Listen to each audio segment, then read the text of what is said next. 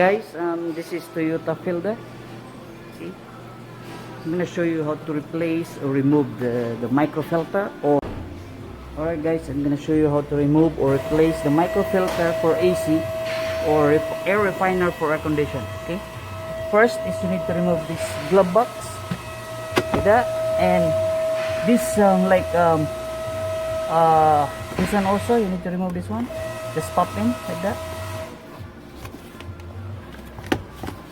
So it's removed. See? Alright, and then these two like that. Okay. It's hard, but this one also. Yeah, see? Clip, pull like that. And this one.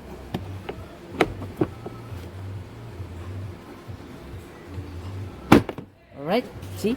It's out. Alright. Alright, I'm gonna show you now. This one here. This one here. Gone. This is the microfilter here. So what you're gonna do, remove this clip. Like that. That. Okay. And then like that. See? And then this is the microfilter for AC. Yeah. Change that one. See? Yeah, see. Alright, change the new one. Alright guys, thank you. Okay, and this is the new one. See, this filter is like a carbon type filter. Like there's a, because they have a color black on it, because it's a carbon type. There's a carbon on it too. Alright, so I put it back. Yeah.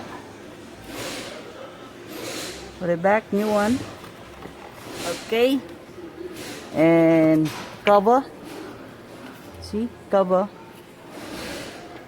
Like that. Alright. And also put it back, the glove box cover. Like that. So make sure these two, like this one here and that one, make sure that one is in place. Alright.